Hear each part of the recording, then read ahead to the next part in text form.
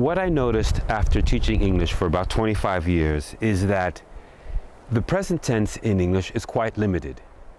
I'd say English is not really a present tense language. English is restricted to facts, habits, and scheduled events or fixed timetables.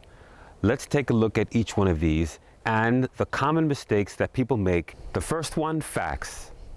I'm a teacher. The present tense is used for habits. We get up early every morning. And the third way we use it is for scheduled events or fixed timetables. Next Saturday, the train leaves at 9. Here are some common mistakes that people make when they use the present tense and shouldn't. Here's the biggest one of all, is when people say, I am here since 3 days. You cannot use the present tense, but wait a second, isn't that a fact? It's a fact. But as soon as you put time in that sentence, English doesn't use the present tense. I don't know why. It is bizarre because so many languages that I have studied use the present tense to talk about duration of time. The correct answer should be, I've been here for 3 days. Is the present perfect because it refers to what they say in the books, to a time in the past till now. But that doesn't seem to help people to understand. I mean, so many languages use that present tense for that and English doesn't. Another typical thing I hear is, I know him since last year. Of course, I understand you when you say that, but the native English speaker would never, ever make that mistake because the logic of the language isn't there for us. What's the correct answer? I've known him for 3 years, and it's for and not since. Here's another one. I call you later. So many languages use the present tense for this. I call you later. So imagine you're at work, you're in the hallway talking to your coworker, and you look at your watch, you say, oh my goodness, I have a meeting. I call you later. I hear that all the time. Now I understand you, but it's incorrect because for us, it's not a habit or fact or a scheduled event. It's something that is spontaneous, and the key here is spontaneous. It is a spontaneous decision made in the moment of speaking, not planned. So we have to use the future. The correct answer would be, I'll call you later. That's the correct answer. Another problem I often hear is when my class is about to start and the students come in and I ask, where's Pedro? And somebody says, oh, Pedro doesn't come today. You can't say that because it's not a fact, it's not a habit, or it's not a scheduled event. So what do we say to say this correctly? Well, we have to use the present continuous.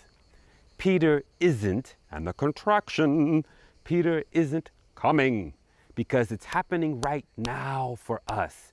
Another mistake I hear often is, imagine we're sitting in class, the student is reading the text, we stop, we talk about the text, vocabulary, etc. And then the students often say, I continue. It's not a fact, nor is it a habit or a scheduled event. It's none of those three things. For us in English, in this instance, you are offering something. And when you offer something, you have to use the future. Yes, it's bizarre, but careful. Not just any old future, because here you're offering to do something and you're asking a question, you have to put it in the question form. Shall I continue? Shall I continue reading? Shall I go on?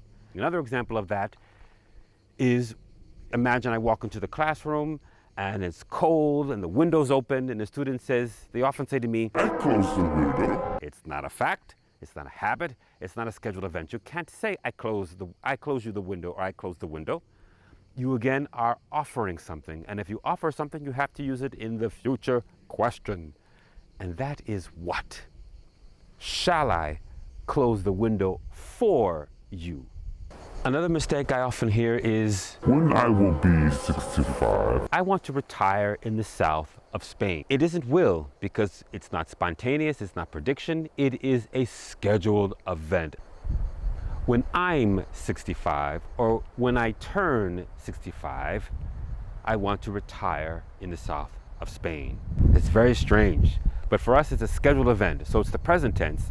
Other languages might use will, others might use a future subjunctive, or some other kind of madness, but English uses the present tense, where most languages that I have studied do not. Another mistake I hear is the following. So imagine you're at a meeting, everyone's at the table, and somebody's missing. And I say to my coworker, "Where's Melanie?" And the other person says, "I don't know. I hear in English, I call her." Here, it's not a fact, it's not a habit, it's not a scheduled event. You have to use something different this time. We use "let me." Oh, let me call her, or let me find out where she is. This "let me" is very useful. Another common error I hear often is at the start of a morning class, and the student comes in and they say to me, "Oh, wait, Robert, I take a coffee." Here with the coffee, you'd say, "Oh, one moment, let me get a coffee. Let me go get a coffee." When you go to buy shoes and you try on the shoes and the salesperson says, "Oh," you say, "Oh, these are too small for my big feet." The salesperson says, "Oh, let me check, let me go see, let me go find out if we have a bigger size for your fat, ugly feet." Do you see that nuance in English? It's crazy, but it's really cool. Because now you know how to say it right.